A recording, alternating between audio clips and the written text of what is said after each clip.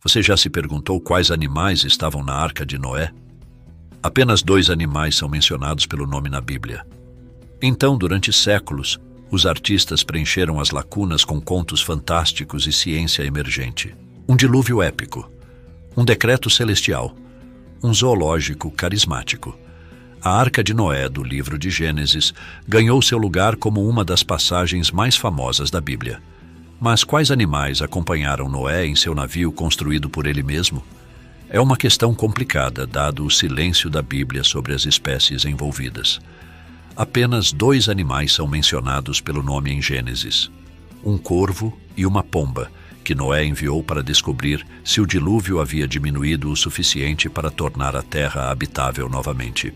Mas isso não impediu que artistas e cientistas fizessem muitas suposições coloridas e às vezes ridículas sobre os animais que chegaram à arca. Suas teorias, em última análise, revelam mais sobre as eras em que viveram e o progresso constante da descoberta científica do que sobre a própria arca. A especulação sobre os animais da Arca de Noé é quase tão velha quanto a própria Bíblia, e a imagem mais antiga sobrevivente de uma narrativa bíblica, lançada em uma moeda do século III d.C., retrata a Arca de Noé. Feito no que hoje é a Turquia, o bronze mostra a arca e 2 pássaros que se acredita fazer referência à pomba que Noé enviou para descobrir se a terra havia secado. Somos naturalmente atraídos por histórias sobre animais. Diz Elizabeth Morrison, curadora sênior de manuscritos no Museu J. Paul Getty, em Los Angeles, e curadora de uma variedade de exposições sobre ilustrações de animais medievais. Mentes medievais, em particular, eram fascinadas pelo mundo natural e buscavam atribuir importância religiosa a cada aspecto da história de Noé, do simbolismo da arca em forma de igreja à suposta discriminação de Noé entre animais puros e impuros a bordo de seu navio. Artistas e cientistas medievais frequentemente compilavam listas desses animais e histórias coloridas que se ligavam à narrativa de Noé, em bestiários ou livros com mensagens morais e muitas imagens. A história da Arca de Noé tem a vantagem adicional de ter tanto drama. É como o fim do mundo, exceto que você salva os animais. Diz Morrison. Como resultado, textos iluminados e pinturas medievais estavam repletos de representações imaginativas da vida animal entre criaturas marinhas e terrestres que se acredita terem sido salvas no barco bíblico. Mas quais animais especificamente os artistas medievais retrataram? Artistas europeus com pouco conhecimento da amplitude da vida selvagem global incluíram animais que seriam familiares da vida cotidiana. Por exemplo, o Old English Hexateuch, um manuscrito anglo-saxão do século XI, mostra vacas, cabras e porcos, animais domésticos europeus comuns, saindo da arca em duplas. No entanto, animais mais exóticos retratados em outros manuscritos indicam o aumento do contato da Europa medieval com o resto do mundo, primeiro por meio do comércio e depois pela exploração internacional. Escultores do século XV na Catedral de Norwich, na Inglaterra, retrataram Noé não apenas com gado e pássaros, mas com um macaco, um animal que, embora não fosse nativo de climas do norte, seria familiar devido aos zoológicos e entretenimentos da corte da época. Girafas, pavões e leões também eram retratados em imagens da Arca de Noé da época. Os escultores de Norwich incluíram outro animal mais fantástico a bordo da arca: um unicórnio. As pessoas na Idade Média não tinham a Wikipédia, aviões a jato ou censo de viagem. Elas realmente não tinham acesso à informação. Diz Morrison. Dado esse escopo limitado, ela diz, as pessoas da época eram aptas a interpretar contos de animais previamente desconhecidos de acordo com suas próprias imaginações.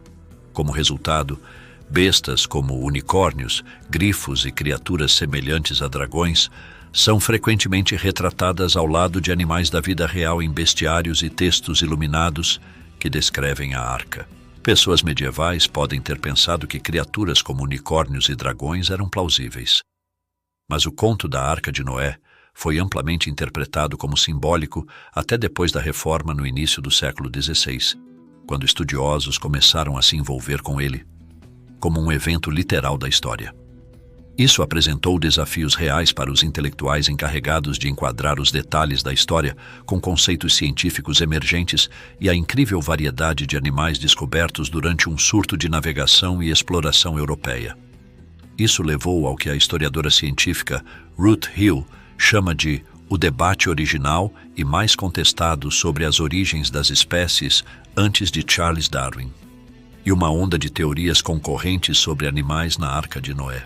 Por exemplo, Jean Borel, um matemático francês também conhecido como Johannes Butel, argumentou que apenas 93 tipos de mamíferos estavam a bordo da arca, e o resto, ele argumentou, surgiu espontaneamente da lama e, portanto, não precisava ser salvo. O jesuíta espanhol Benito Pereira teorizou de forma semelhante que muitos insetos, como moscas, não precisariam de beliches no navio porque eram gerados a partir dos cadáveres dos quais se alimentavam. E o explorador britânico Sir Walter Raleigh levantou a hipótese de que espécies híbridas como mulas não estavam na arca porque elas simplesmente não existiam na época. No século XVII, estava se tornando ainda mais difícil conciliar as novas descobertas científicas com a Arca de Noé. Um desses pesquisadores, o polímata alemão e jesuíta Athanasius Kircher, tentou fazer exatamente isso com a Arca Noé. O livro de 1675 analisou todos os aspectos da seleção, cuidado e encaixe de todos os animais na arca. As ideias de Kircher sobre a vida na arca foram particularmente memoráveis, especialmente porque ele levou a ideia de hibridização entretida por Raleigh e outras mentes científicas a um extremo absurdo.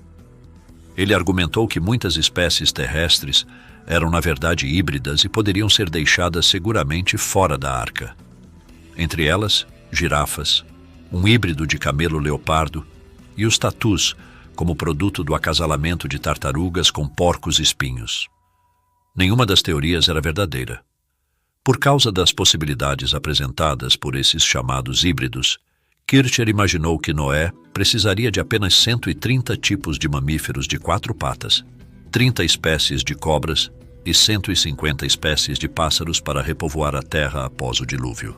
Kircher levou seu estilo de pesquisa até onde ele podia ir, que foi até o ponto do colapso. Observam os cientistas Olaf Breitbach e Michael T. Giselin no Proceedings of the California Academy of Sciences, mas na verdade as ideias geradas por Kircher, Butel e outros acabaram ajudando a gerar o conceito de espécies biológicas a partir do século XVI. A ideia era inédita antes desses experimentos mentais com o zoológico de Noé, que levaram cientistas como Butel e Kircher a classificar e hierarquizar animais em uma tentativa de determinar se eles seriam dignos da arca. O conceito de espécie surgiu bem a tempo. Como Hill observa, a ideia de que todos os animais poderiam ter sido passageiros da arca estava rapidamente se tornando altamente implausível. Depois de séculos de olhares às vezes fantasiosos, às vezes analíticos sobre os animais bíblicos, cientistas e artistas finalmente seguiram em frente, inadvertidamente deixando para trás degraus essenciais em nossa compreensão do mundo natural. O que você achou? Deixe sua opinião abaixo nos comentários. Ela é muito importante para o canal. Se você gostou do conteúdo, compartilhe o vídeo com seus amigos e conhecidos. Um forte abraço. Nos vemos em breve. Até lá.